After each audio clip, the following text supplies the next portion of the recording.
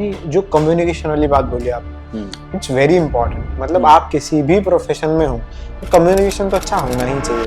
तो जब मैंने क्रैक कर लिया CS, तो मेरे को एक गैप दिखा कि टीचर्स पढ़ा रहे हैं, बच्चे पढ़ रहे हैं और कुछ ही स्टूडेंट्स पास हो रहे हैं। आप ऐसे किसी पॉलिटिशियन को एनालिसिस करते हैं एज अ एंकरिंग पार्ट से, कम्युनिकेशन स्किल से?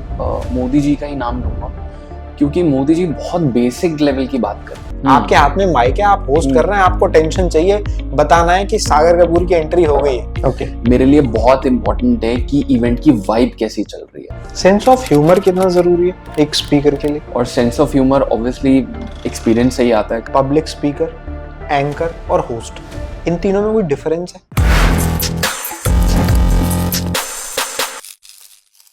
बोलने की कला हर किसी के पास नहीं होती, मगर जिसके पास होती है वो उसका इस्तेमाल कैसे करता है ये बहुत जरूरी है। आपने अक्सर कई स्टेटमेंट सुने होंगे, तू बहुत बोलता है, तू बहुत फालतू बोलता है, तू बहुत अच्छा बोलता है। जब हमें ये वाक्य सुनने को मिलता है तो दिल को तसल्ली होती है, मगर जब हम बहुत अच्छा बोलते हैं तो जिम्मेदारियां बढ़ भी जाती हैं और आगे हम इस बोलने की प्रक्रिया को अपने भविष्य में कैसे इस्तेमाल करते हैं वो भी बहुत जरूरी है। आज बोलने की बात इसलिए कर रहा हूं क्योंकि हमारे show POV the point of view में आज हमारे गेस्ट हैं सागर कपूर, जो एक एंकर हैं, एक होस्ट हैं, और वो यहां तक कैसे पहुंचे हो, आज एंकरिंग की जर्नी को कैसे पूरा किया है और क्या कुछ दिलचस्प कहानियां रही हैं इसके पीछे, वो हम सारी बातचीत उनसे करेंगे। नमस्कार, मैं हूं गजेंद्र सिंह और आप देख रहे हैं the point of view, news Digi का एक पॉडकास्ट शो। बहुत बहुत शुक्रिया आपका इस शो में आने के लिए। बहुत लंबी जर्नी रही होगी, बहुत सारे कट्स मारे होंगे, स्विचेस मारे होंगे, उन सब पे बात करेंगे। मगर पहले बात ये करते हैं, क्या स्कूल में भी एंकरिंग के गुण थे या अचानक बाद में आए? Alright, first of all, Gajendra, thank you so much for calling me on your podcast and hearing me out. School की अगर बात करें तो स्कूल में आई वॉज वेरी वेरी शाय। मैं ऐसा बच्चा ही नहीं था जो लोगों से बात करता था, इंटरेक्ट करता था। मेरे हार्डली 2-3 फ्रेंड्स हुआ करते थे एंड सबसे ज़्यादा तो मैं शर्माता था लड़कियों से बात करने में। मेरी कोई फीमेल फ्रेंड शायद ही रही होगी स्कूल में। हाँ, एक्वेंटेंस हो जाते हैं, जान पहचान रहती है, बट एक फ्रेंडशिप वाला जो जोन होता है वो मेरा किसी के साथ नहीं था। और मैं इतना इनोसेंट था कि आई थिंक 10th-11th क्लास तक मुझे ये भी नहीं पता था गर्लफ्रेंड और बॉयफ्रेंड कोई टर्म होती है। तो मैं इतना इनोसेंट हुआ करता था। और जहाँ तक मुझे याद है, कोई भी ऐसी एक्टिविटी जिसमें पार्टिसिपेट करना है तो मैं पीछे हो जाता था कि I should not be going in front of a lot of people. उसका एक सबसे बड़ा रीज़न ये था, I used to be obese. मैं बहुत मोटा था। I used to be of 100 और more than 100 kgs। In 12th I was 110 kgs approx. तो मेरे को हमेशा से वो एक फियर रहता था, हाँ, कि यार मैं आगे जाऊंगा ना, या मैं किसी के सामने जाऊंगा तो मेरे मोटापे का मजाक उड़ाएंगे या मेरी बॉडी शेप का मजाक उड़ाएंगे। तो वो एक फियर हमेशा से रहता था। तो मैं स्कूल में इतना ज़्यादा I was not that kind of a person जो फ्रंट में जाके बात करे, लोगों से इंटरेक्ट करे। तो कैसे हुआ ये सब? के मतलब ये तो चलो इस पे आएंगे ही आएंगे, बट स्कूल में आज भी ऐसे बहुत सारे बच्चे होते हैं जो बहुत मोटापे की वजह से ट्रोल होते हैं, या बहुत उनके अंदर कई चीजों को लेके फियर भी जनरेट होता है और आगे आने से डरते हैं। थोड़ा बहुत अब ओपन अप हुई है चीजें, बट आपको लगता है आज बॉडी शेम जिसपे काफी सोशल मीडिया पे बातचीत होती है, कैसे देखते हैं इसको? ये एक्चुअली क्या है, जो आपका चाइल्डहुड है वो इतना इम्पोर्टेंट एस्पेक्ट है आपकी लाइफ का कि ये आपके नेक्स्ट 20 years शेप करता है। बिल्कुल। 3 से 5 साल की उम्र में इतनी चीज़ें कैच करने लग जाता है, और जब उसको ऐसे एक्सपीरियंसेस होते हैं जिसमें उसको फियर एक्सपीरियंस हो रहा है, जिसमें उसको मे बी डांट एक्सपीरियंस हो रही है, लव इतना एक्सपीरियंस नहीं हो रहा, तो उसका कहीं ना कहीं स्वभाव भी वैसा ही बनता चला जाता है। एक तो ये चीज़ हो गई। दूसरी चीज़, जैसे कहते हैं ना कि ये सॉफ्टवेयर है हमारा, इसमें जो जो आप डालते चले जाओगे, जो जो एक्सपीरियंसेस आप डालते चले जाओगे, वैसे ही आप बनते चले जाओगे।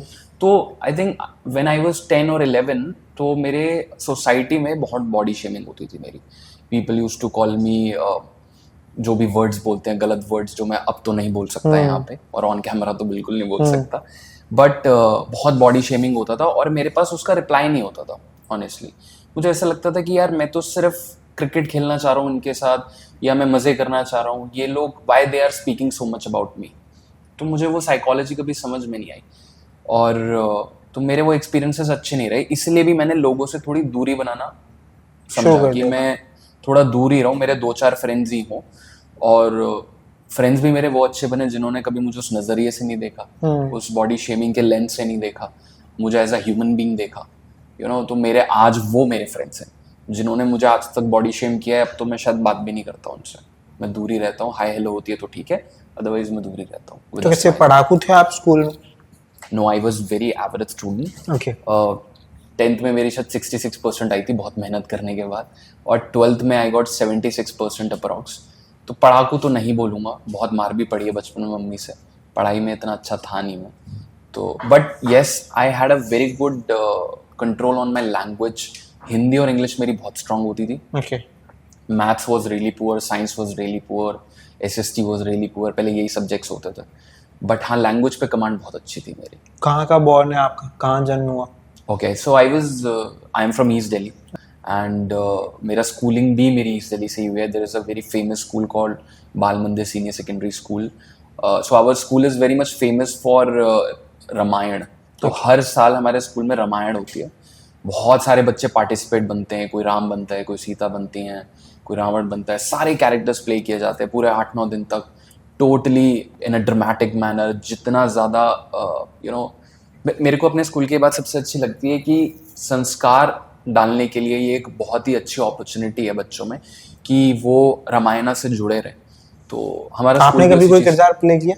हाँ, मैं जामवंत बना था। अच्छा। एक बार तो तब जिसमें वो सीन होता है कि हनुमान जी को याद उनकी दिलाया जाता शक्तियों की है। याद दिलाई जाती है। हाँ बिल्कुल, तो मैंने वो किया है। मैंने 1-2 बार साधु का कैरेक्टर प्ले किया है, और तभी भी मुझे स्टेज फियर तो होता था बहुत ज्यादा, but I still did it, कर लिया बस मैंने कुछ भी करके।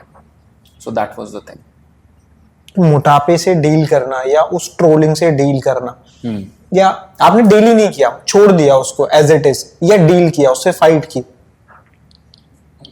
मैंने ऑनेस्टली जब ऐसे मेरे पास वार होते थे जो बॉडी शेमिंग के, जो बोला जाता था मुझे गलत गलत, तो समटाइम्स मैंने फील किया है कि मैंने जवाब दिया है, Okay. और समटाइम्स मैंने जवाब नहीं दिया। समटाइम्स मैं सुन के आ गया हूँ, समटाइम्स मैंने जवाब दिया है। तो आज जब मैं पलट के देखता हूँ, तो अगर जब मैंने जवाब दिया है, I felt good about myself, और जब मैंने जवाब नहीं दिया, मैं सुन के आ गया हूँ, तो कहीं ना कहीं वो डिसरिस्पेक्ट मैंने ही एक्सेप्ट कर ली, जो कि मुझे नहीं करनी चाहिए थी उस वक्त। और जहाँ तक बात है डील करने की मोटापे से, तो यस, एक टाइम ऐसा आ गया था जब मैं खुद को मिरर में नहीं देख सकता था, एंड आई वाज लाइक कि, और विराट कोहली की कहानी में बड़ी रिलेट करता हूँ, क्योंकि 2013 में उनका एक इंटरव्यू आया था, उन्होंने उसमें बोला था कि IPL का टाइम चल रहा था, and I just came back from my washroom, और मैंने मिरर में देखा और खुद को बोला कि you can't look like this if you are playing an international game and playing for your country. Exactly ऐसे ही सिनेरियो मेरे साथ 2012 या 13 में ही हुआ था, when I was standing in front of a mirror, I was like कि ऐसा तो नहीं दिख सकता, I need to do something about myself. और अभी रोहित शर्मा को भी मोटा बोल दिया, तो उसको भी लेके काफी ट्रोलिंग चली है, सुना होगा आपने। तो बट उन्होंने जब ये ICC ट्रॉफी जीत ली तो फिर जवाब मिल गया, सबके मुंह बंद हो गए। एब्सोल्युटली। तो मतलब आप समझ रहे हैं कि रोहित शर्मा जो इंडियन टीम के कैप्टन है, उन्हें तक नहीं छोड़ा जाता।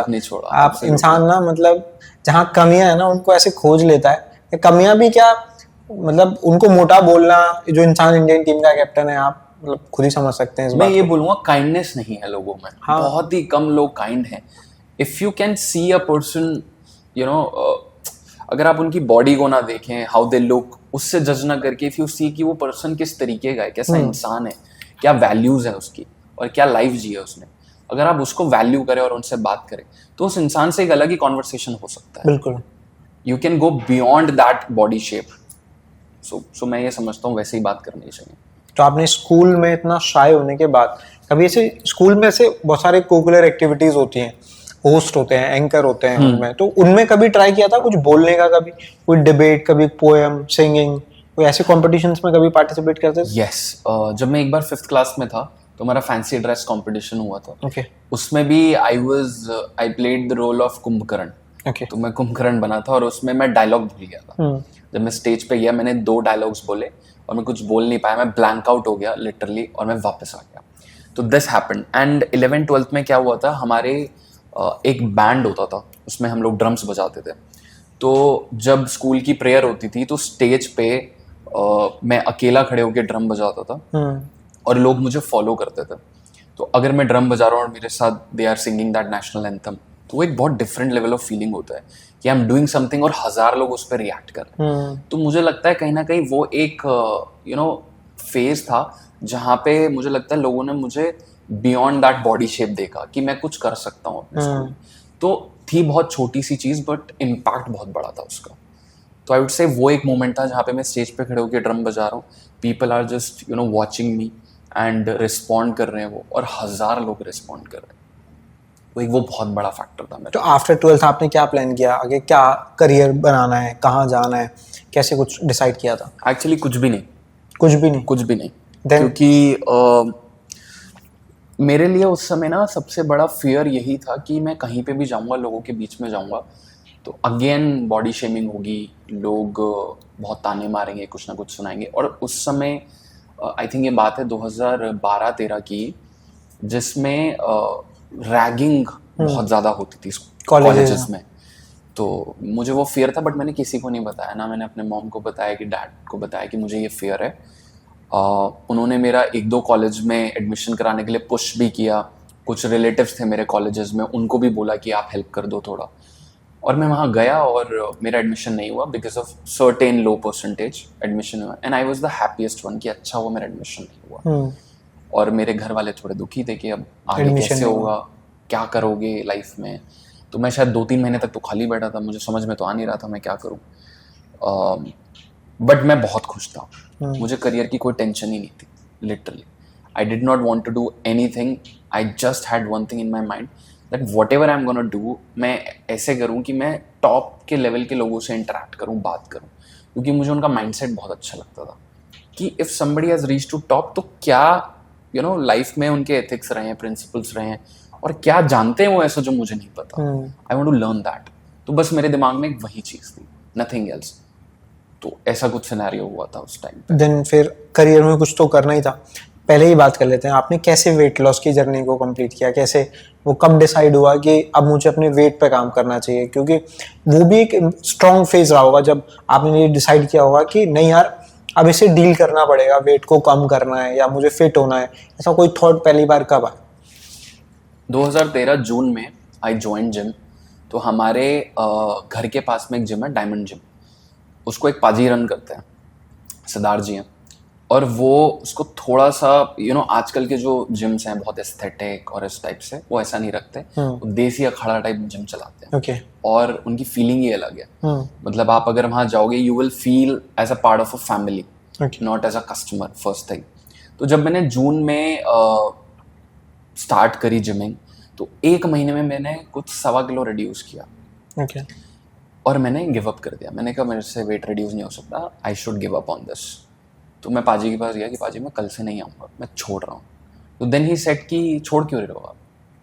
तो आई वाज लाइक कि पाजी वेट ही रिड्यूस नहीं हो रहा है। तो ही सेड आप करते क्या हो पूरा दिन आके? आप आते हो, कार्डियो करते हो, आपने सेशन किया, 1-1.5 घंटा पसीना बहाया और आप चले गए। कल से जो मैं बोलूँगा आप वो करोगे। तो नेक्स्ट डे ना मैंने पूरा सरेंडर कर दिया उनको। मेरी जितनी भी पसीने निकल रहे हैं, हालत ख़राब हो रही है, बॉडी में पेन हो रहा है, I did everything which I could and I surrender it to my coach totally. 7 to 8 months में आई रिड्यूस्ड 39 kgs ऑफ वेट। Dieting also I did. और एक सबसे बड़ा फैक्टर था कि मेरे पास एक जिम बडी बन गए थे, हमारी दोस्ती हो गई थी। कोइंसिडेंटली उनका नाम भी सागर ही था। Okay. तो हम लोग एक तरीके से compete करते थे, आज ट्रेडमिल पे ज़्यादा कैलोरीज कौन बर्न करेगा, आज कौन कितने रैप्स मारेगा। तो एक कंपटीशन की भावना आ गई थी और एक हेल्दी कंपटीशन होता था। एंड अगर मैंने उनको बीट किया, he used to back me कि थैंक गॉड तूने बीट किया ताकि कल मैं बड़ा रिकॉर्ड बना पाऊँ। तो हम वो बहुत किया करते थे। तो 3 चीज़ें सबसे बड़ी इज़ पूरी तरह सरेंडर किया कोच को, दूसरी चीज़ कंसिस्टेंसी, रेगुलर आना, एंड तीसरी चीज़ एक हेल्दी कंपटीशन। उसी वजह से I could able to reduce 39 kgs of weight in 8 months of time. अब कितना कॉन्फिडेंस इंक्रीज हुआ जब इस वाली स्टेज को अचीव किया? क्योंकि मतलब मुझे ऐसा लगता है कि जब आप किसी इम्प्रूवमेंट की तरफ बढ़ते हैं ना तो कुछ आपको हासिल हो ना हो, कॉन्फिडेंस जरूर मिलता है। सबसे बड़ा गजेंद्र, अगर मैं बहुत सच्ची बात बताऊं तो जैसे ही मैंने वेट रिड्यूस किया था, I started getting a lot of female interaction. Lot of girls started texting, getting attracted. और अब आप ये समझे कि 2013-14 में एक ऐसा लड़का खड़ा है जो बिल्कुल लीन है, और 1.5 साल पहले एक ऐसा लड़का था जो बहुत फैट था, जो लड़कियों से बात नहीं करता था, जो शाय फील करता था। तो अंदर से तो मैं सेम हूँ, ऊपर से बॉडी अगर चेंज हो गई, अंदर से I am still the same person. और जब ऐसी इंटरेक्शन मुझे मिलने लगी तो मैं एक फेज में चले गई कि ये क्या हो रहा है मेरे साथ, ये तो मैंने कभी एक्सपीरियंस ही नहीं किया। तो that was the first thing that happened. And confidence आपको ना बाहर वालों से मिलता है कि यार ये तो, जब वो कमेंट्स, अच्छे कमेंट्स पास करने लगते हैं that he somebody good at this thing, ये कर सकता है, या ये ऐसा है, इसके अंदर ये क्वालिटी है।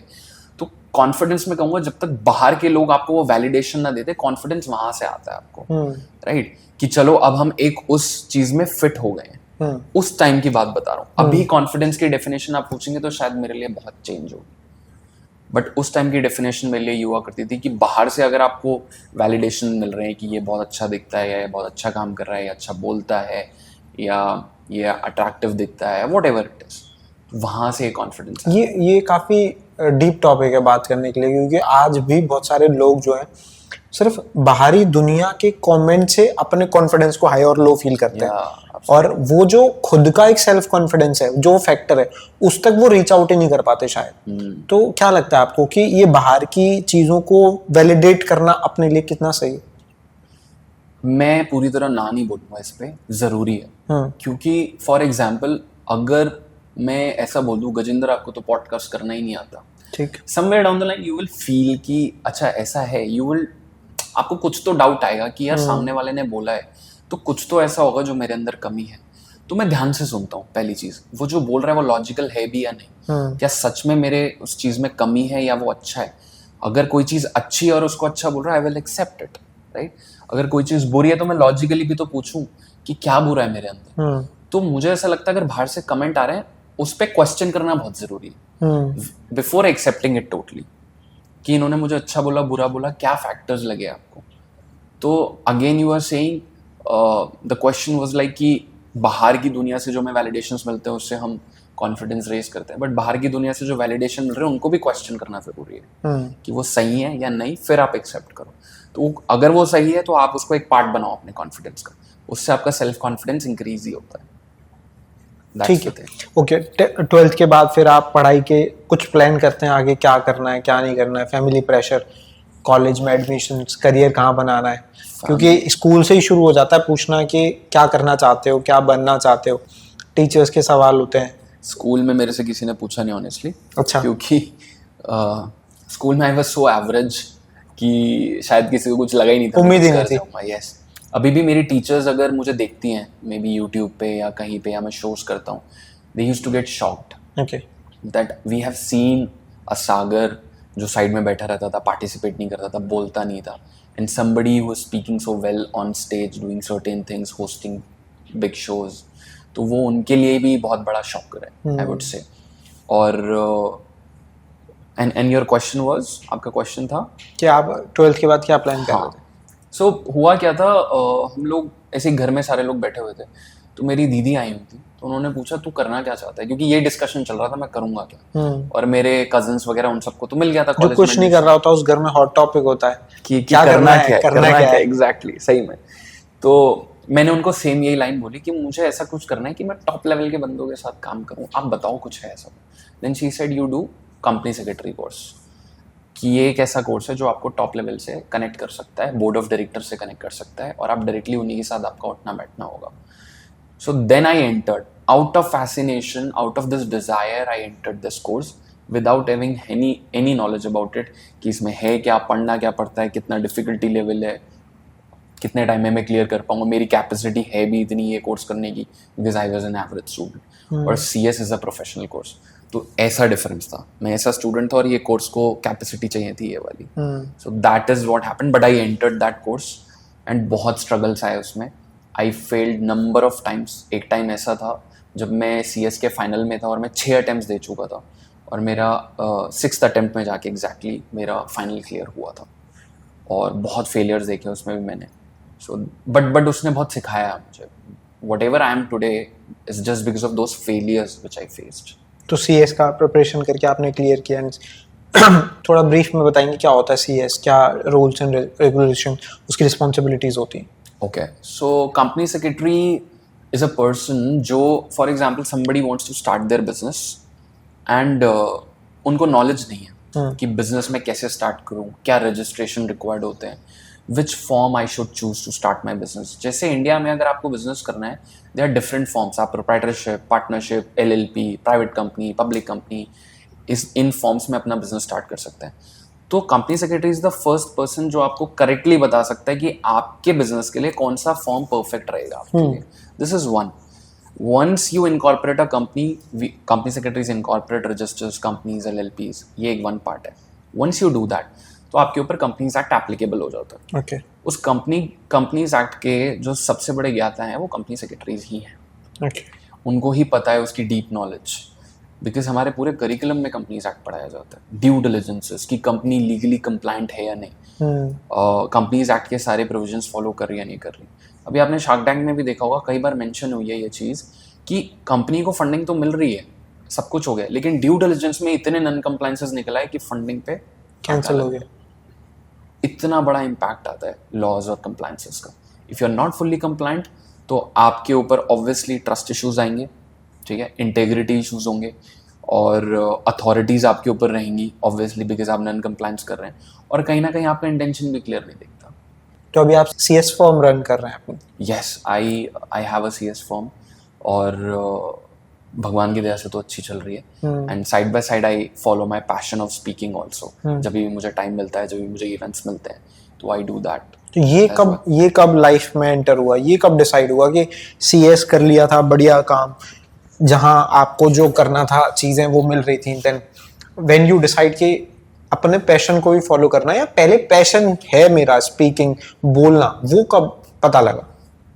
देखिए 2018 में मैंने अपनी प्रैक्टिस चालू करी थी। ओके तो अब ये बात है वैसे 2018 से पहले की, जब मैं कंपनी सेक्रेटरी का कोर्स करते हुए बड़ा फेल हो गया, बहुत सारे फेलियर्स देखे, तो मोटिवेट होने के लिए I used to go to YouTube and मैं संदीप महेश्वरी के बहुत वीडियोस देखता था, और इतना ज़्यादा मेरे दिमाग पे इम्पैक्ट हुआ उससे, इतनी चीज़ें ओपन अप हुई मेरे लिए कि मैं बड़ा फैसिनेट भी हो गया the way he used to speak. और अगर मैं इससे पीछे और जाऊँ तो मैं 6th क्लास पे आना चाहूँगा। जब मैं 6th क्लास में था तो मेरे चाचा जो थे वो US जा रहे थे, और मैं अपने चाचा से बहुत क्लोज था।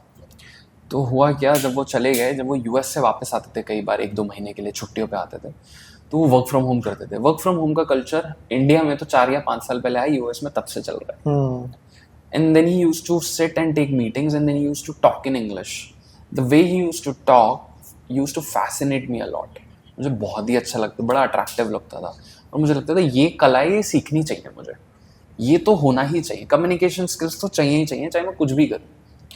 तो जब मैं उनको सुनता था तो मैं बहुत कीनली ऑब्जर्व करता था, और वो 1-2 घंटे की मीटिंग कर रहे हैं, मैं 1 घंटा बैठ के सुनूंगा, कोई प्रॉब्लम नहीं, मुझे मज़ा आता था उसमें, किक मिलती थी। नहीं, जो कम्युनिकेशन वाली बात बोली आपने, इट्स वेरी इंपॉर्टेंट। मतलब आप किसी भी प्रोफेशन में हो तो कम्युनिकेशन तो अच्छा होना ही चाहिए। अगर आप बात या कन्वे अपनी बात को अच्छे से नहीं कर पा रहे हैं तो आप बहुत मतलब बैकवर्ड चले जाएंगे, आप बैक स्टेप फील करेंगे अपने आप को, क्योंकि आप वो पॉइंट ही नहीं रख पाए या सामने वाले को समझा नहीं पाए। तो ऐसा नहीं है कि सिर्फ एंकरिंग या पब्लिक स्पीकिंग में, तो आपको ऐसा फील होता था कि मेरे अंदर तो कम्युनिकेशन स्किल्स है ही नहीं, मैं तो बहुत शाई हूँ, तो ये अब मुझे अट्रैक्ट कर रही हैं चीजें, तो एक बड़ा गैप नहीं था उस चीज में? ओके, तो मैं आपने बहुत अच्छा सवाल पूछा है, और मुझे उसके लिए एक्चुअली मैं सोचना पड़ रहा है कि ये कहाँ से ये चीज़ें कनेक्ट हुई थी और स्टार्ट हुई थी। तो व्हाट हैपेंड, जब मैं फेलियर्स हो रहे थे मुझे CS में, तो जब मैंने क्रैक कर लिया CS, तो मेरे को एक गैप दिखा कि टीचर्स पढ़ा रहे हैं, बच्चे पढ़ रहे हैं, और कुछ ही स्टूडेंट्स पास हो रहे हैं, और कुछ स्टूडेंट्स ऐसे हैं जो बिल्कुल एग्रीगेट पे आके फेल हो रहे हैं, कि मतलब 2-4 नंबर से रह रहे हैं। और मेरे साथ शायद मैं 5 बारी या 6 बारी फेल हुआ हूँ, उसमें मोस्ट ऑफ द टाइम में 2 या 5 नंबर की वजह से ही फेल हुआ। तो मेहनत में तो मेरी कहीं दिक्कत ही नहीं है, सही तरीके में प्रॉब्लम है। तो जब मैंने सही तरीका आइडेंटिफाई कर लिया पढ़ाई करने का, तो मैंने सोचा कि मैं ये उन बच्चों तक पहुँचाऊँगा जिनको सही तरीका नहीं मिल रहा है पढ़ने का। क्योंकि मैंने पूरी R&D करी, मैंने R&D करी इन अ सेंस जहाँ पे मैं IAS ऑफिसर्स के वीडियोस देखता था, वो कैसे प्रिपेयर कर रहे हैं, जो टॉप CS क्रैक कर चुके हैं, उन्होंने कुछ ऐसी ट्रिक बता दी कि ये क्रैक हो सकता है, नहीं हो सकता। तो मैंने यूट्यूब वीडियोस बनाना चालू किया 2018 में, और मैंने कैमरा फेस किया, मैंने अपनी स्टोरी बताई जो इतने सारे फेलियर्स हुए, और फिर मैंने स्मार्ट स्टडी के ऊपर वीडियोस बनाए, टाइम टेबल के ऊपर वीडियोस बनाए। तो जब मैंने वो वीडियोस बनाए वहां से मुझे थोड़ा कॉन्फिडेंस आया कि थोड़ा इंटरेक्शन मिल रहा है, लोगों को पसंद आ रहे हैं the way I am speaking. Honestly जब मैंने अपने बचपन के दिनों में चाचा को सुना था तो कहीं ना रिकॉर्डेड था मेरे अंदर। तो वो एक स्टाइल होता है जो आप एब्जॉर्व कर लेते हो। और जहाँ तक आप बात बोल रहे हैं कि शाय होना और कम्युनिकेशन स्किल्स अच्छे होना, तो मैं बोलूँगा इसमें 2 मेजर फैक्टर रहे हैं मेरे लिए। It's first is obviously losing weight, get in shape, because when you get in shape you get a different level of confidence. That looks में तो कोई प्रॉब्लम ही नहीं। When you standing in front of people you look good first, dress sense has to be good. And third thing जो मैंने वो absorb किया था बचपन में, वो कहीं ना कहीं इंस्टिल्ड था मेरे अंदर, वही चीज़ फिर निकल के। तो मैंने जितना मैं कैच कर सकता था अपने चाचा से, आसपास लोगों से जो बहुत अच्छे स्पीकर थे, वही कैच करके मेरे अंदर एक आइडेंटिटी बनी एंड वही बाहर निकलती है और वो मेरा नेचुरल ही है and I am still learning.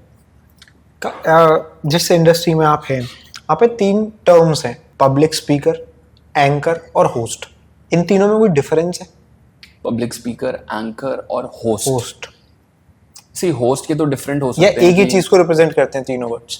C public speaking और कम्युनिकेशन स्किल्स हर लेवल पे डिफरेंट हो जाती है। ओके। जैसे अगर मैं हमारे प्राइम मिनिस्टर जी का नाम लूँ, वो भी पब्लिक स्पीकर है बट वो एंकर नहीं करते, ठीक है। और अलग अलग ओरेटर्स हैं, बहुत बड़े स्पीकर्स हैं, न्यूज़ एंकर्स हैं, उनकी एंकरिंग डिफरेंट होती है। They just have to tell the news in a way कि लोगों तक पहुँचे, वो सुने।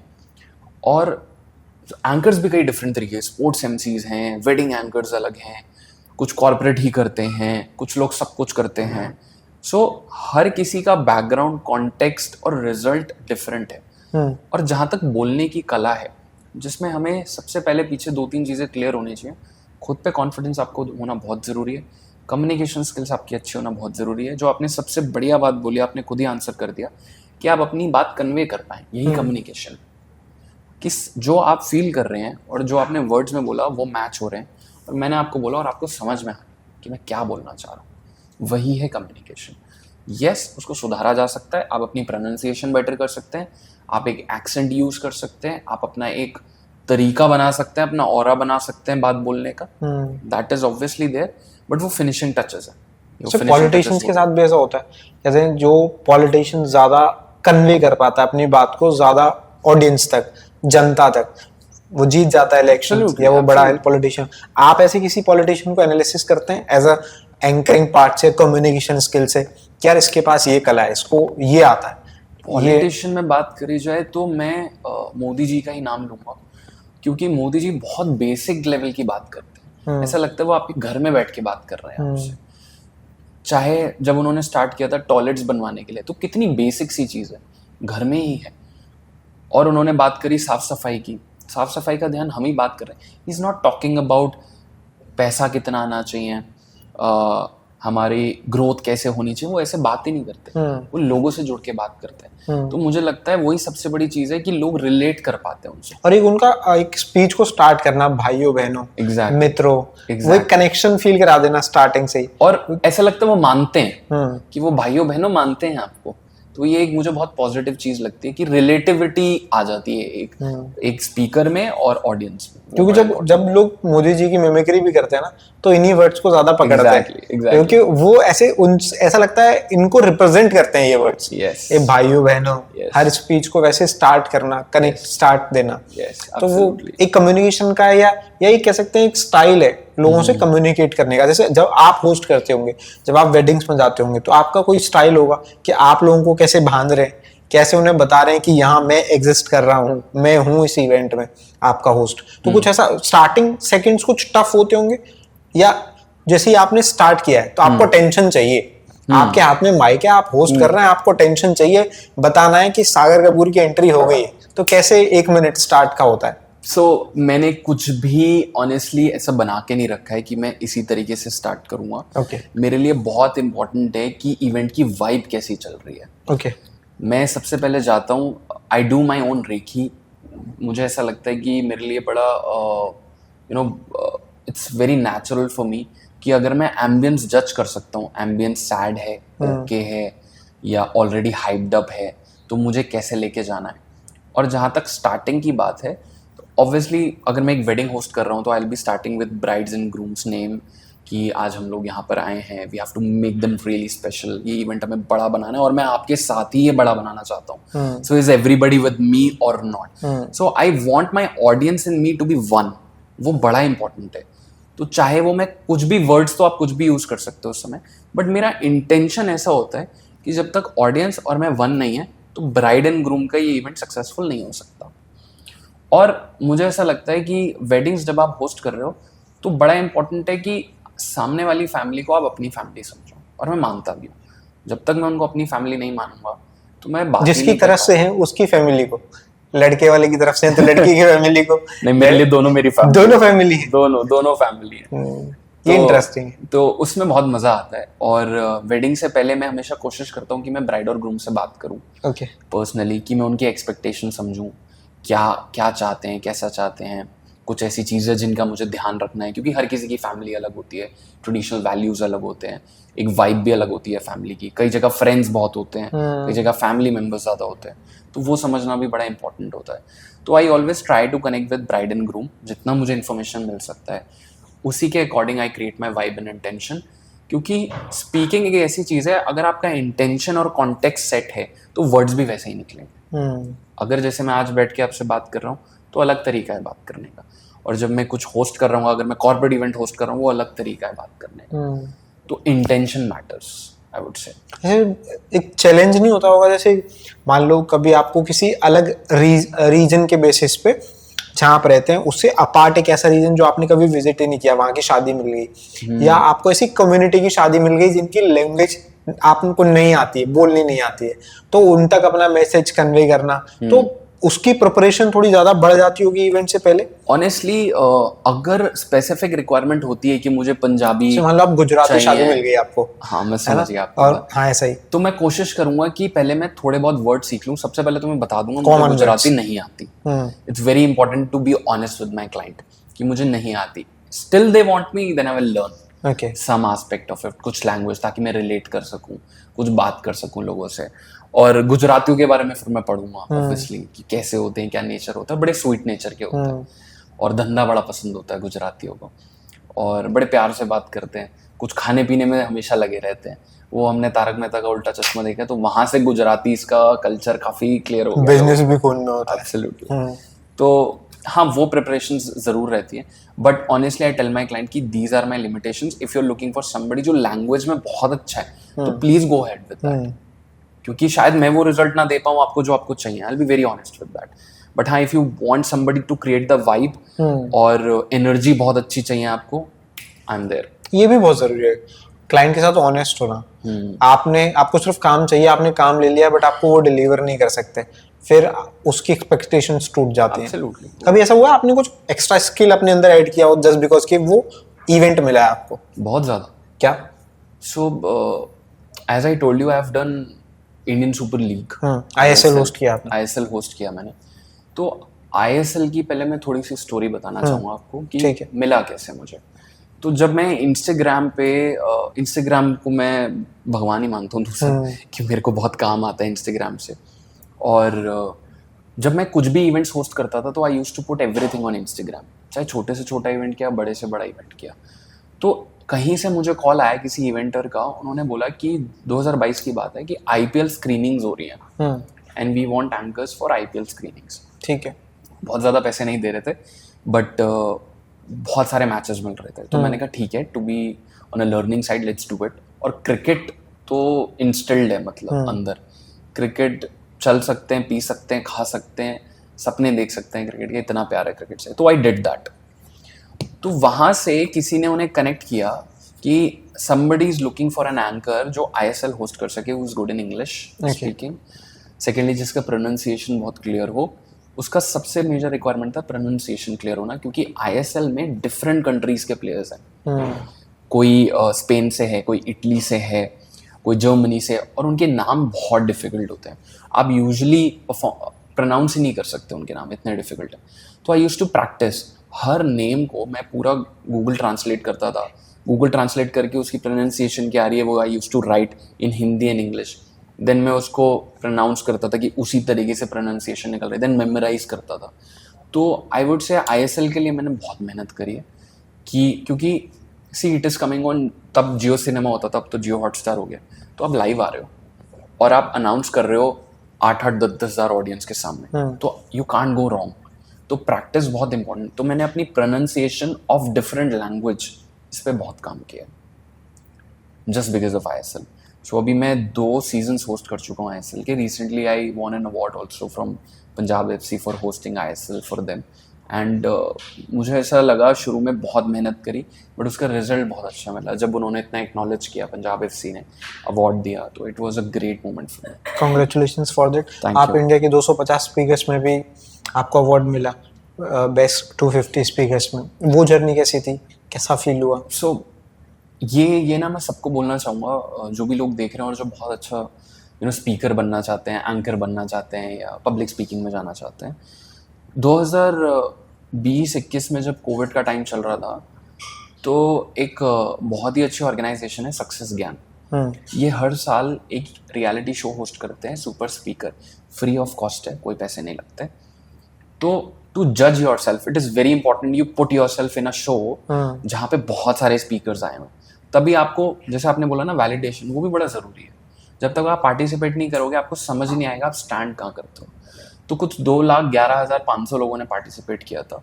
देन उसमें से टॉप 1000 सेलेक्ट हुए, उसमें आई गॉट सेलेक्टेड। टॉप 1000 से टॉप 250 सेलेक्ट हुए, उसमें आई गॉट सेलेक्टेड। तो that was a great moment for me कि 2 लाख प्लस लोगों में से मैं टॉप 250 में आया हूँ। और उस पार्टिसिपेशन के through I have to go through a lot of challenges, क्योंकि वो बहुत सारे चैलेंज देते थे। अब इस तरीके से वीडियो बनाना है, व्हाट्स योर व्यू। सबसे ज़्यादा फोकस उनका होता था कि आपका थॉट प्रोसेस क्या है। क्योंकि see until unless you are a good human being और आपका इंटेंशन अच्छा नहीं, तो आप अच्छा बोल ही नहीं पाओगे। वो बहुत इंपॉर्टेंट। तो मुझे ऐसा लगता है कि आपकी अपब्रिंगिंग और the way, the kind of people you meet, जो आपका थॉट प्रोसेस बनाते हैं, and the thought you eat is very important to become a good speaker. Output के लिए अच्छे इनपुट का होना जरूरी है। Absolutely. इस पे थोड़ा और बात कर लेते हैं। एक गुड स्पीकर होने के लिए गुड लिसनिंग भी बहुत जरूरी है। Yes. तो मतलब मुझे ऐसा लगता है कि लिसनिंग बहुत इंपॉर्टेंट पार्ट है, मतलब बहुत, क्योंकि जो हमने अभी कहा कि हम अपने आप को अगर इनपुट नहीं दे रहे तो एक अच्छा आउटपुट एक्सपेक्ट भी नहीं कर सकते। तो आप अपने आप को लिसनर के पैरामीटर्स में कहाँ काउंट करते हैं, कहाँ देखते हैं? और रियल में जो एंकर बनना चाहते हैं, जो होस्ट बनना चाहते हैं, जो पब्लिक स्पीकर बनना चाहते हैं, उनके लिसनिंग कितनी इंपॉर्टेंट है? बहुत ही अच्छा सवाल है, बहुत डीप आंसर है इसका। इफ आई वुड से, अगर समझ पाए कुछ लोग तो बहुत अच्छा है। जब आप मुझे कुछ बोल रहे हैं, अगर आप मुझे कोई भी नॉर्मल बात कर रहे हैं, उसको सुनने में अगर मैं कोई फिल्टर लगा रहा हूँ कि गजेंद्र ऐसा है, गजेंद्र के बारे में मैंने ये बात सुनी है, या वो व्हाटएवर फिल्टर्स जो भी मैंने सुना आपके बारे में, तो आपने जो मुझे बोला और बीच में जो फिल्टर लगा हुआ है, तो वो बात फिल्टर होके आएगी। Okay. तो आप जो मुझे कहना चाह रहे हैं वो प्रॉपरली पहुंच नहीं पाएगा मेरे तक कि आप एग्जैक्टली क्या बोलना चाह रहे हैं और आप क्या मीन करते हैं। This is one aspect. You have to remove the filter. ठीक। एंड आप कैसे रिमूव कर सकते हो? By getting present to the filter, कि मैंने ये फिल्टर्स बना रखे हैं गजेंद्र के बारे में, let's drop it and listen to him what he is speaking and what he is trying to say. This is one. Secondly, जब आप किसी से बात कर रहे हो तो मैं को मत लाओ बीच में कि मैं तो बहुत कुछ हूँ, मैंने तो बहुत कुछ कर लिया लाइफ में। Actually listen to that person. तो मैं निकालना भी बहुत ज़रूरी है। तो जब मैं आपसे बात कर रहा हूँ, until unless I could feel what you are saying and what you are feeling, तो मैं वन नहीं हूँ आपके साथ। तो मुझे लगता है जब आप लिसन कर रहे हैं, you have to be one with that person, और आपको उसके लिए कनेक्ट होना बहुत ज़रूरी है सामने वाले से। और ये लिसनिंग प्रैक्टिस मैंने एक कोर्स किया था, मैंने वहाँ से सीखी है, और 2 या 3 साल लग गए मुझे सीखने में वो लिसनिंग प्रैक्टिस। और उसमें प्रैक्टिस भी ऐसे कराते हैं कि फॉर एग्जांपल हम एक डेमो करते हैं यहाँ पे, तो मैंने आपको बोला, hi Gajendra, how are you, how was your day. You have to speak exactly same line in the same manner, in the same tone, without having any thoughts about me, और इधर उधर के कोई थॉट्स नहीं आने चाहिए। Okay. तभी वो स्पीकिंग, तभी वो लिसनिंग स्किल प्रैक्टिस होगी आपकी। समझ में आ रहा है आपको मैं क्या कह रहा हूँ? बिल्कुल। अगर मैंने एक डेमो दिया, hi Gajendra, how are you, what you are doing, exactly same बोलना है आपको। वहाँ से वो प्रैक्टिस होगी कि आपने खुद को ड्रॉप किया, फिल्टर्स को ड्रॉप किया, और आप सुन पा रहे हैं। मैं कितना प्रेजेंट था उस चीज को समझने में। Exactly, now you got it. तो इन द मोमेंट रहना बहुत जरूरी है। ऐसे सब क्लास में भी ऐसे होता था ना स्कूल टाइम में, एक टीचर सबको सेम चीज पढ़ाता और उसको कुछ बच्चे समझ जाते कुछ नहीं समझते, उसमें बहुत बड़ा फैक्टर ये होता है वो अवेलेबल ही नहीं होते वहाँ पे। Exactly now you got it. अच्छा पॉइंट बोला आपने। नहीं मतलब मुझे तभी समझ आया क्योंकि सेम चीज पढ़ाई, सेम लेवल ऑफ प्रेजेंस के साथ बैठे, बट उनका प्रेजेंट होना भी तो वहां जरूरी है उस लिसनिंग के साथ साथ। एब्सोल्युटली। ओके, तो ऐसा कभी हुआ है आपको कि इवेंट्स में होस्ट में, नहीं सॉरी मैं कह रहा हूँ जैसे इवेंट्स कर रहे हैं आप या शादियां कर रहे हैं आप, ठीक है, मैरिजेस में या कहीं भी होस्ट हैं आप, वहां पे कोई ऐसे सडन आया है कि भैया आप जैसा बनना है, मुझे आप जैसी एंकरिंग सीखनी है, कभी मिला है ऐसा? बहुत बार ऑलमोस्ट हर दूसरे इवेंट में हो जाता है। People take my number also and they like कैसे बोल लेते हो आप तो बहुत अच्छा बोल लेते हो, या कैसे किया आपने। तो मैं हमेशा बोलता हूँ कि ये एक जर्नी है। जब मैं 2018 में अगर अभी जाके खड़ा हो जाऊँ तो मैं शायद उतना अच्छा स्पीकर नहीं था जितना मैं आज हूँ, और ऐसे ही नेक्स्ट 2 years में मैं शायद और बेहतर हो जाऊँ। I am trying my best. तो ऑब्वियसली इट्स अ जर्नी। तो ऐसा कई बार हुआ। मैंने अपना एक पहला कॉर्पोरेट इवेंट होस्ट किया था बहुत बड़ा, तो मुझे वो मोमेंट याद है कि एक छोटी सी लड़की आई थी वहाँ पे। उससे भी पहले मैं एक बात बताऊंगा, वहाँ पे एक आरजे आए हुए थे। ओके। तो वो आरजे का स्लॉट सिर्फ 10-15 मिनट का था और मेरा 2 घंटे का स्लॉट था क्योंकि मैं होस्ट कर रहा था event. In the and everybody was taking pictures with that RJ. मेरे पास कोई नहीं आता। तब एक छोटी सी लड़की आई और उसने बोला कि मुझे आपके साथ सेल्फी लेनी। That was the moment I still remember. That was a special thing that happened. तो यस, आज भी होता है, काफी लोग आते हैं, नो डाउट अबाउट इट। आज थोड़ा स्टार्ट हुआ है कि लोग पब्लिक स्पीकिंग में भी करियर बनाने का कॉलेज लाइफ से या स्कूल लाइफ से सोचना शुरू करते हैं, बनाने की कोशिश करते हैं। तो आप कोई भी बेस्ट 3 टिप्स जो उनको देना चाहो, जो प्रैक्टिस करनी चाहिए या जो स्किल्स उनके पास होनी चाहिए to be a good public speaker?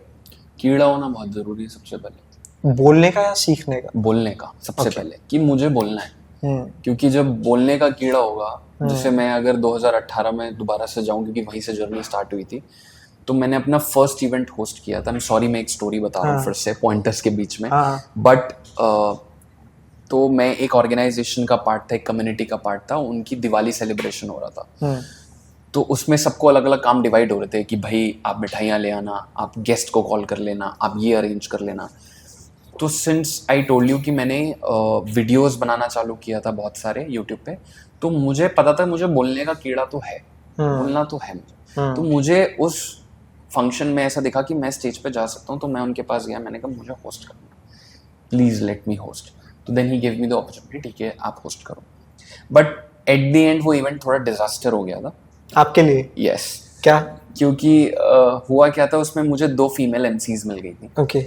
और वो भी फर्स्ट टाइम कर रही थी। तो ऐसा होता है ना कि एक चलो छोटी सी अपनी फैमिली है, कम्युनिटी है, उसमें कोई कुछ सब कर ट्रायल ले, कोई कुछ कर ले। हाँ, सब ट्रायल मोड तो वो ट्रायल मोड ही चल रहा था। तो बट मैंने थोड़ी तैयारी तो करी थी। बट जब मैंने वो इवेंट होस्ट किया तो हमारे बीच में कोई कोऑर्डिनेशन ही नहीं, सिंक्रोनाइजेशन ही नहीं। वो कुछ बोल रही है, मैं कुछ बोल रहा हूँ। स्टार्टिंग हमने बहुत डिसाइड करके देखी थी, सोची थी, और जब हम स्टेज पे गए बोलने तो ब्लैंक आउट हो गया कि वही वैसे ही बोलना है या क्या बोलना है, या शायरी मारनी है या क्या करना है। तो दैट हैपेंड। तो वो डिजास्टर हो गया था। दो मुझे वहाँ से भी 2-3 कॉम्प्लीमेंट्स मिले थे कि your voice is good, you speak so well. But जो वहाँ के ऑर्गेनाइजर थे, जो मेन हेड थे, ऐसा हो गया था कि बीच इवेंट में आके उन्होंने माइक ले लिया था हमसे। अच्छा। कि आप रहने दो, आप लोग, मैं संभाल लूंगा, आगे का शो ठीक नहीं जा रहा है। तो that happened. That was a disaster, but I did not take it as a failure, क्योंकि मेरे लिए फन था वो। मुझे मजा आता है करने में। मुझे किक मिलती है वो सारी चीजें करने से। It's my passion. तो I did not take it as a failure या ऐसा हो गया या वैसा हो गया। मजा आया।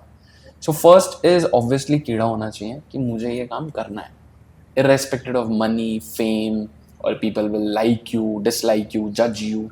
खुद के अंदर से आना चाहिए। दूसरी चीज सबसे बड़ी बात यह है कि आपको देखना चाहिए कि नेचुरली आप कैसे हैं, किस तरीके के इंसान हैं आप, कैसी बातें करते हैं आप, किन लोगों के साथ रहते हैं, क्या अपब्रिंगिंग रही है आपकी, क्या जो आप बोलते हैं आप ऐसा बोलते हैं कि सामने वाला सुन के उसको मोरली भी डाउन हो जाता है या अच्छा फील नहीं करता, या आप ऐसा बोलते हैं कि एटलीस्ट आप एक इम्पैक्ट क्रिएट कर पाते हैं या इंस्पायर कर पाते हैं कि सामने वाला थोड़ा सा मूव और इंस्पायर हो जाए या टच हो जाए आपकी बात से। तो बहुत इंपॉर्टेंट है, आप जैसे बात कर रहे हैं तो टच, मूव एंड इंस्पायर होना बहुत ज़रूरी है लोगों का। इफ़ नॉट तो एटलीस्ट यू शुड नो मैं ये नहीं कर सकता, तो आप ट्रेनिंग लीजिए, आप सीखिए, और जहाँ से भी जो भी आपको सोर्स मिलता है सीखने का, बस सीखते चले जाइए। तो सीखने का विल इज दूसरा। एंड थर्ड थिंग इज, अगर आपको पाथ क्लियर नहीं है कि मुझे कहाँ जाना है, मुझे क्या बनना है, तो मैं हमेशा एक एग्जांपल लेता हूँ कि लेट्स से एक डार्क रूम है और आपके हाथ में एक कैंडल है, आपने जलाई। कैंडल की रोशनी एक लेवल तक ही जाएगी, तो जहाँ तक वो जा रही है वहाँ तक चल के देखिए। फिर आप आगे बढ़ जाएंगे तो रोशनी भी आगे बढ़ेगी आपके साथ, तो फिर आपको आगे का रास्ता दिखने लग जाएगा। इसलिए जितना रास्ता दिख रहा है उतना चलते रहिए, चलते रहिए, चलते रहिए, आप कहीं ना कहीं तो पहुँच ही जाएंगे। सेंस ऑफ ह्यूमर कितना जरूरी है एक स्पीकर के लिए? बहुत ज़्यादा ज़रूरी है आज के टाइम में जब सब आपसे एंटरटेनमेंट उम्मीद करते हैं। एब्सोल्युटली, बहुत ज़रूरी है। और sense of humour obviously experience से ही आता है, कई लोगों के अंदर बचपन से होता है। जैसे हम बचपन में, मेरे क्लास में एक लड़का था, तो चाटुकार बोलते हैं उसको हिंदी में, तो तब हम चाटुकार के ऊपर एक चैप्टर भी था, तो वो इतना हंसाता था लोगों को, क्लास में बच्चों को, कि जब वो वाला चैप्टर आया तो सब उसकी तरफ देख रहे थे। तो उसका सेंस ऑफ ह्यूमर बड़ा अच्छा हुआ करता था। मतलब अब सेंस ऑफ ह्यूमर क्या है, हम आपस में बैठ के मैंने कुछ जोक क्रैक कर दिया, ऐसा नहीं मैं कुछ बना के लाया उनके लिए।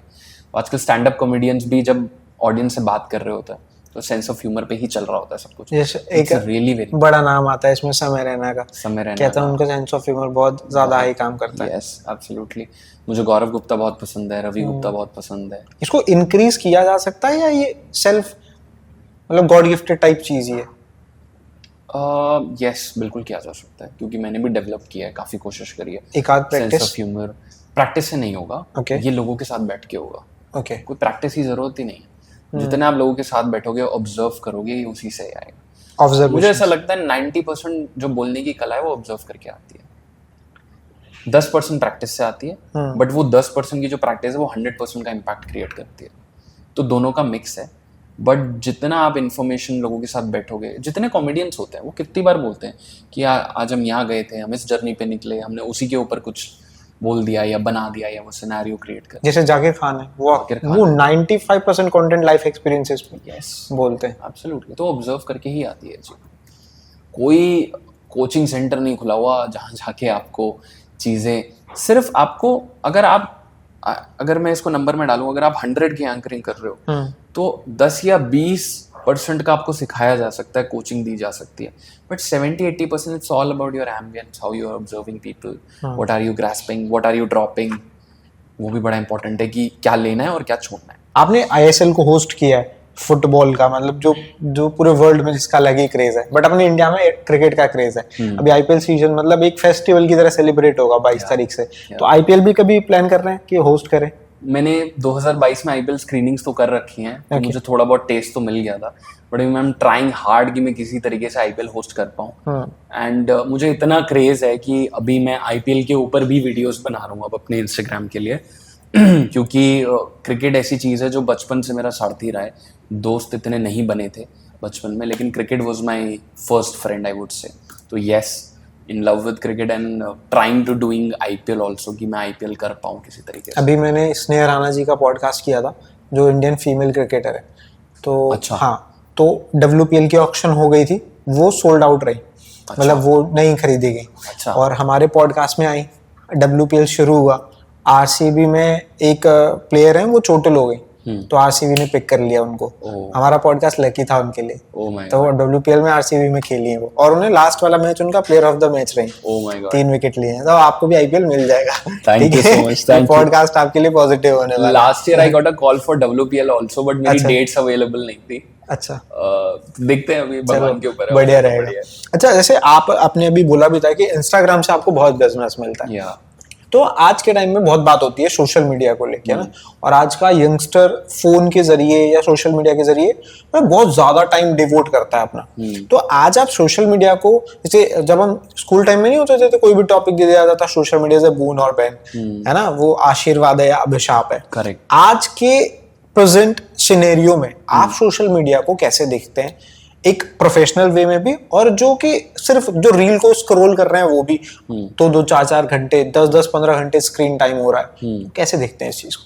देखिए, मैं तो दोनों तरीके से ही यूज करता हूँ। आई विल बी वेरी ऑनेस्ट, मैं रील भी स्क्रॉल करता हूँ और निकल जाता है कई बार आधा 1-1 घंटा, पता भी नहीं चलता। हाँ। और दूसरी चीज मैं उसको प्रोफेशनली भी यूज करता हूँ। तो मेरे लिए एक वाइडर कॉन्टेक्स्ट ये रहता है सोशल मीडिया का कि मैं अपनी बात एक वाइडर ऑडियंस तक पहुंचा सकता हूँ। मीडिया है, सोशली अवेलेबल है। एक मीडिया हमारा न्यूज़ चैनल वाला है, and this is socially Social available media. Media, कि हम और आपस में कनेक्टेड रहें। तो ये एक अपॉर्चुनिटी है कि आप जो भी बोलना चाहते हैं वो आप एक वाइडर ऑडियंस तक पहुंचा सकते हैं। और हमारे जैसे प्रोफेशनल के लिए तो ये एक बहुत ही इंपॉर्टेंट चीज़ है। मतलब अगर आपका इंस्टाग्राम पे अकाउंट ही नहीं है तो लोग प्रोफाइल का देखेंगे, वो देखेंगे कैसे आपका काम क्या है और आप क्या इम्पैक्ट क्रिएट कर सकते हैं। और दूसरी बात जहाँ तक आती है अभिशाप की, तो देखिए खराब चीज़ें तो सबसे जल्दी वायरल होती है। अगर कुछ भी गलत हो गया, अभी एक एक्सीडेंट केस हुआ गुजरात में, कितना जल्दी वायरल हो गया, तो इससे मुझे लगता है कई लोग डरते भी हैं और ज़रूरी भी है। अगर आप कुछ गलत काम कर रहे हैं वो सोशल मीडिया पे आ जाए तो एक डर का भाव होना चाहिए कि मेरे साथ कुछ भी हो सकता है, सोशली भी कुछ भी हो सकता है। आजकल कोई भी कुछ गलत करता है वीडियो बनाना चालू कर देता है, क्योंकि सोशल मीडिया का एक पावर है, वाइडर ऑडियंस है हमारे पास। बहरहाल जहाँ पे अच्छी चीज़ की बात है तो अच्छी चीज़ थोड़ी सी लेट उठती है। यानी मतलब जब शाहरुख खान बन रहा होता है कोई, तब इतना नहीं दिखता, जब शाहरुख खान वो बन जाता है तब वो चीज़ हाईलाइट होती है बहुत ज़्यादा।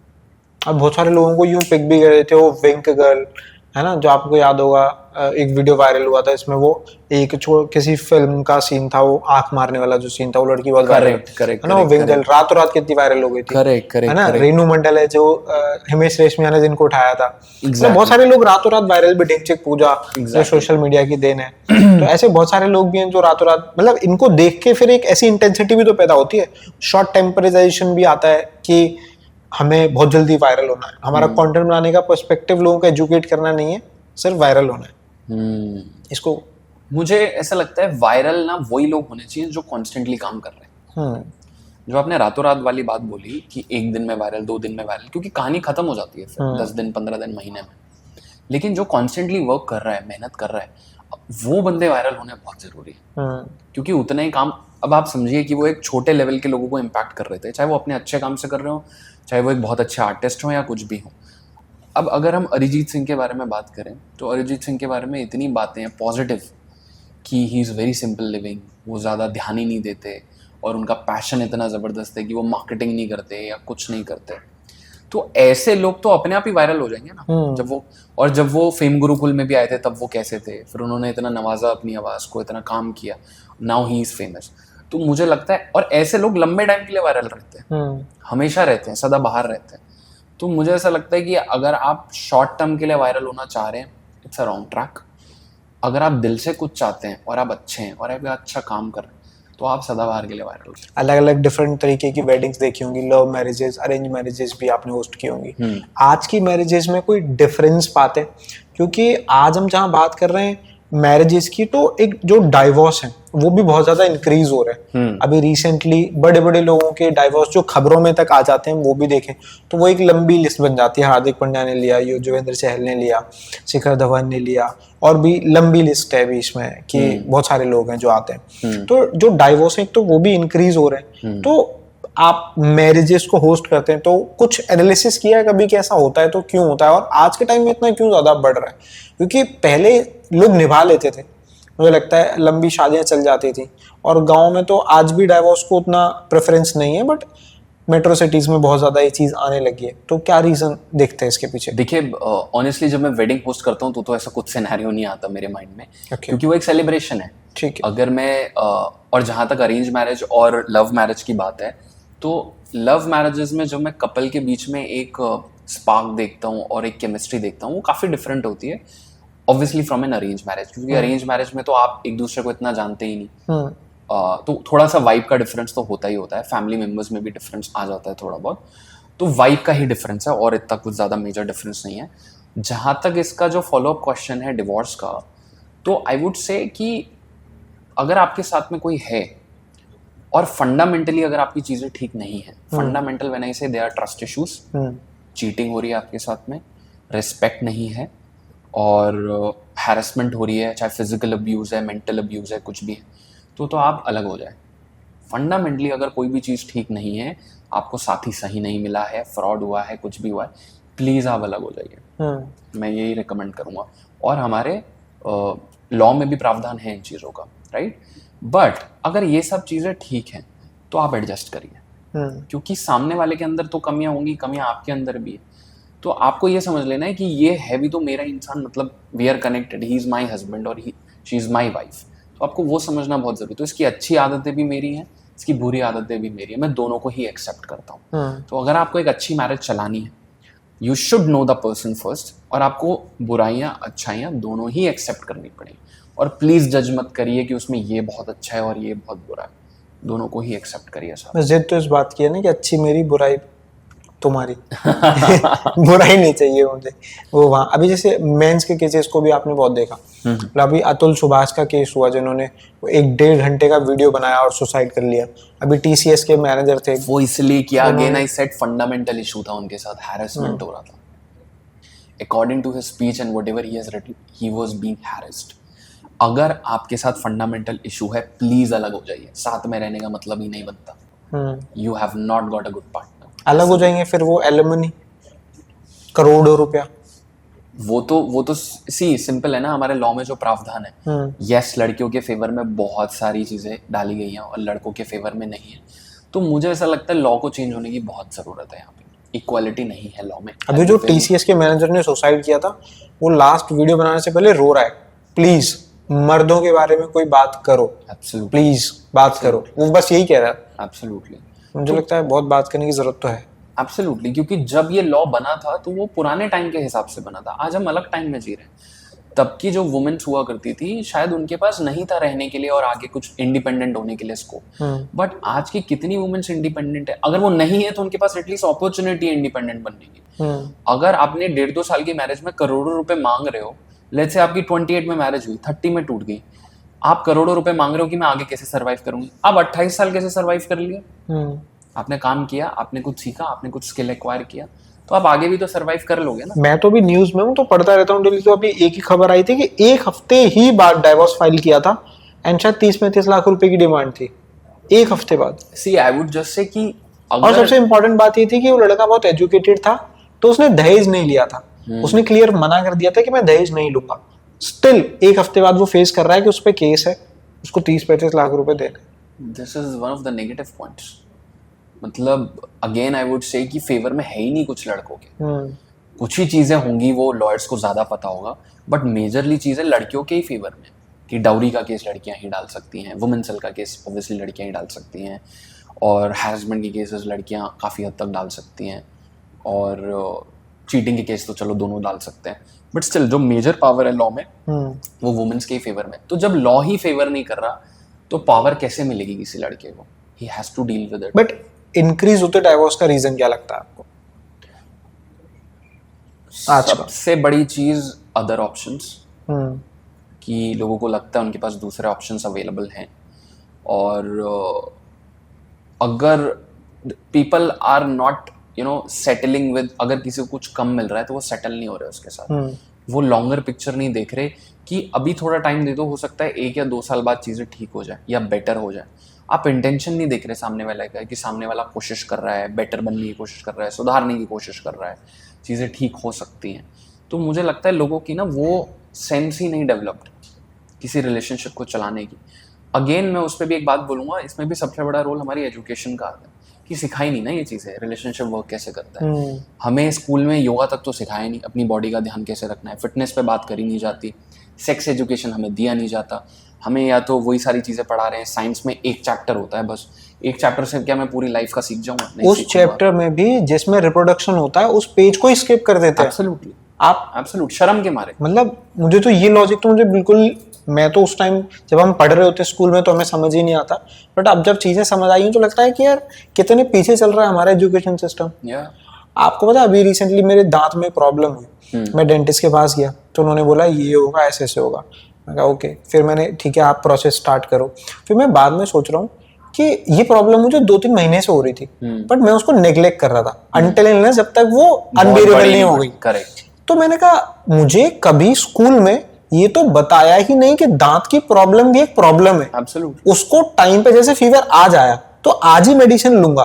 मुझे ये बताया कि फीवर एक बड़ी प्रॉब्लम है, उससे आज ही डील करना है, बट मुझे कभी ये नहीं बताया कि दांत की प्रॉब्लम भी एक प्रॉब्लम है, जिसे इंस्टेंट डील करना चाहिए। ऐसे ही मेंटल हेल्थ है, उसके बारे में कभी नहीं पढ़ाया जाता, कभी बात नहीं होती। मेंटल हेल्थ पे बात नहीं की जाती। सेक्स एजुकेशन तो बहुत ही पीछे है, मतलब मुझे ऐसा लगता है कि उस पर तो बहुत ही ज्यादा बात होनी चाहिए। तो स्कूल पे बहुत ज्यादा जरूरत है, एजुकेशन पे तो बहुत ज्यादा इंप्रूवमेंट्स की जरूरत है। मतलब आप अगर वहां हमें ये बेसिक प्रॉब्लम्स बताओगे नहीं तो हम लाइफ में आगे कैसे डील करेंगे? आप खुद बात समझिए, alpha beta gamma tan theta cos theta, ये जो हमने पढ़ लिया, अलजेब्रा पढ़ लिया, ये मैं लाइफ में तो यूज ही नहीं कर पा रहा ना। ठीक है, कुछ इंजीनियर्स यूज कर पाते हैं, बट वो एक बहुत छोटा पार्ट हो जाता है उनकी जॉब का। लेकिन लाइफ में जो चीजें आपको काम आ रही हैं, आपने मेंटल हेल्थ का नाम लिया, एक और चीज बोलूंगा इसमें, फाइनेंशियल एजुकेशन। हाँ, फाइनेंशियल ये नहीं पढ़ाया जाता, बिल्कुल भी नहीं। आप बेसिक तो पढ़ा दो, बेसिक भी नहीं। आपको अकाउंटिंग पढ़ा दी जाती है, debit what comes in, credit what goes out, सिर्फ ये पढ़ा दिया जाता है। ठीक है, बिजनेस स्टडीज एक चैप्टर, हम साइंस वालों को तो वो भी टच नहीं कराया जाता कि अकाउंटिंग क्या है, कैसे चीजें। कुछ चीजें ऐसी होती हैं जो एक्चुअल में पार्ट होनी बहुत जरूरी है। सबसे पहले हेल्थ कि फिट कैसे रहना है, बॉडी का ध्यान कैसे रखना है, अपनी बॉडी के बारे में तो पढ़ा दें, इसका मैनुअल होना बहुत जरूरी है ना। अकबर के बारे में बातें हो रही हैं और पुरानी चीजों के बारे में पढ़ा रहे हैं, अभी कुछ लिंक ही नहीं है, जिनका कुछ फायदा नहीं है। एब्सोल्युटली। तो मैं अगेन यही बोलूंगा कि एजुकेशन में ये चीजें डालनी बहुत जरूरी है। अगेन इमोशनल इंटेलिजेंस, ये चीजें भी आनी बहुत जरूरी है। जो बेसिक चीजें लाइफ में आपको जरूरत है वो तो इंसान ठोकरे खा के सीखता है, बट क्यों ठोकरे खानी है पहले ही सिखा दो ना। जहाँ 12 साल दे रहे हैं, अगर वहां हम ये सीख जाएंगे तो लाइफ में शायद बहुत चीजों से टाइमली डील कर लेंगे। एब्सोल्युटली। इंसान मतलब अगर किसी को मेंटल इश्यूज है ना, तो 6 महीने 1 साल तो उसको खुद को एक्सेप्ट करने में लग जाएंगे कि मुझे ये इश्यूज है। पता ही नहीं होता। एंड देन फिर वो 1 साल 2 साल किसी दूसरे को बताने में लेगा कि मुझे मेंटल इश्यूज है। फिर वो 1-2 साल और किसी थेरेपिस्ट के पास जाने में लेगा। तो ये इतना लंबा प्रोसेस हो जाता है क्योंकि उसके दिमाग में ऐसा कुछ बताया ही नहीं गया। मतलब जैसे एक सब्जेक्ट होता था जो शायद 8 तक पढ़ाया जाता था, नैतिक शिक्षा। तुम ये सिखा रहे हो कि माता पिता के सुबह उठ के पैर छूना जरूरी है उस सब्जेक्ट में, पर तुम ये नहीं सिखा रहे कि हमारी जो बॉडी है उससे डील अप कैसे करना है। तो मतलब वो सब्जेक्ट्स का आना मुझे तो लगता है बहुत ज्यादा जरूरी है। और मैं सिर्फ इतना कहना चाहूंगा मेंटल हेल्थ के बारे में कि जब आपको फिजिकली चोट लग जाती है, आप डॉक्टर पे जाते हो, इलाज कराते हो, तो मेंटल हेल्थ पे जब आपकी कुछ प्रॉब्लम होता है, मेंटली आपको कुछ प्रॉब्लम होता है, तो उसका ना आपको उपचार पता है, ना आपको ये पता है ये है क्या एग्जैक्टली। जब बॉडी अलग अलग तरीकों से रिस्पॉन्ड करने लगती है, maybe you are feeling heavy, breathlessness हो रहा है, आपको एंजाइटी हो रही है, खुद ही नहीं पता कि आज आपका मूड क्यों ऑफ है, क्या हुआ था, ऐसा क्या सारी चीजें हुई थी, बचपन में कुछ हुआ था, बहुत सारी चीजें होती है जो कनेक्ट होती एक साथ पहाड़ बन जाता है और फिर वो फट जाता है। तो इट इज वेरी इंपॉर्टेंट कि ये चीजें हमारे, इनका रिजल्ट कभी कभी सुसाइड भी होता है। एब्सोल्युटली, बहुत ज्यादा रीजन होता है। एब्सोल्युटली, आदमी किसी से शेयर ही नहीं करता और एक्चुअल उसे प्रॉब्लम खुद ही नहीं पता होती शायद कभी कभी है क्या। और फिर जब सारी चीजें एक साथ मिलके नेगेटिव एनर्जी के रूप में जनरेट होती हैं तो वो आदमी अपनी जान देना ही बेटर समझता है, क्योंकि उसको कुछ रास्ता ही नहीं दिख रहा होता। उसको लगता है लाइफ का कोई मतलब ही नहीं है, I should and this life. और वो स्टेज तक आते आते चीज़ें इतनी खराब हो जाती कि उसको स्टेज से भी बाहर निकालना बहुत डिफिकल्ट, और लोगों को समझ में नहीं आता आसपास कि किस स्टेज में जा रहे हैं, क्योंकि वो दिखती नहीं ना। मेंटल हेल्थ प्रॉब्लम तो किसी को दिख ही नहीं रही है। Inside what you are feeling people don't know, even you are not able to understand what's going on inside me.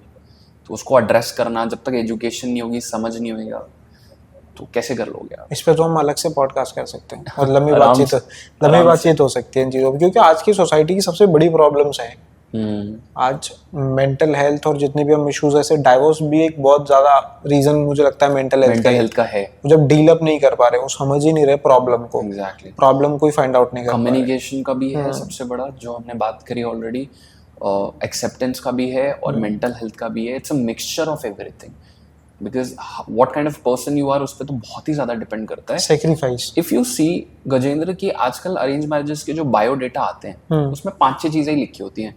Height, colour कैसा है आपका, आपने क्या पढ़ाई करी है, आपके मॉम डैड का नाम क्या है, कोई भाई बहन है तो वो क्या करते हैं, कहाँ रहते हो आप, बस। Nobody writes what kind of person you are, what are your accomplishments, आप करना क्या चाहते हो लाइफ में, किस तरीके के इंसान हो आप, आपने जीवन में क्या किया है, क्योंकि आप तो उस इंसान के साथ जिंदगी बिताने वाले हो ना। तो कुछ तो बायोडेटा में और भी तो कुछ चीजें डालो, सिर्फ ये 5-6 चीजों से थोड़ी शादी कर रहे हो।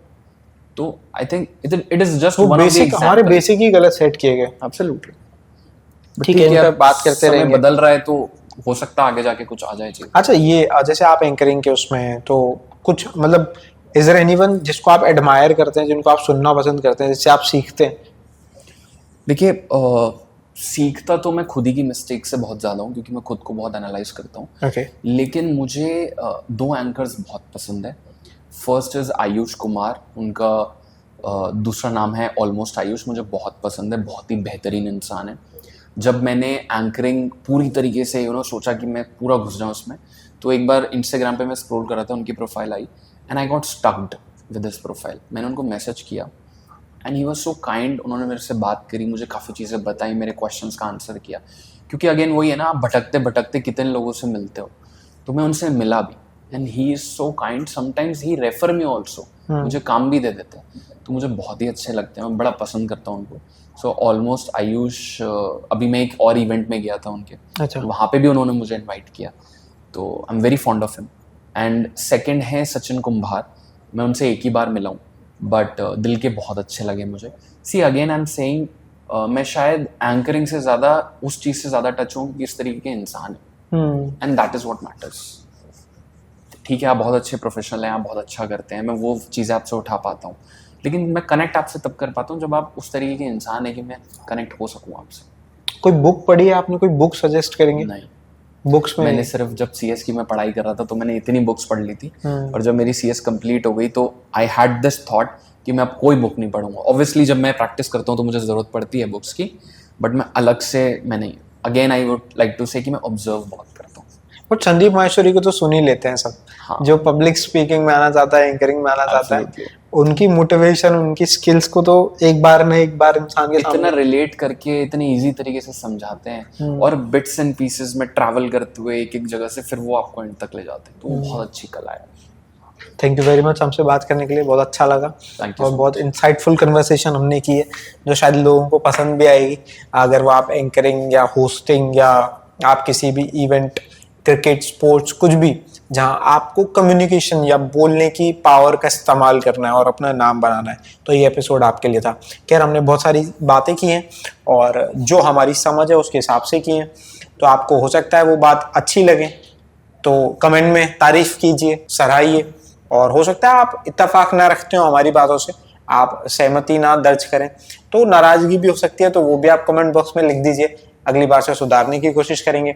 बट मुद्दा ये है कि बहुत मेहनत लगती है ये सब रिकॉर्ड करके आप तक पहुंचाने में। दीजिए, एंकरिंग, स्पीकिंग, कम्युनिकेशन स्किल्स पे जो काम कर रहे हैं उनको शेयर कर दीजिए, ताकि उनके लिए एक इंसाइटफुल वीडियो बन जाए।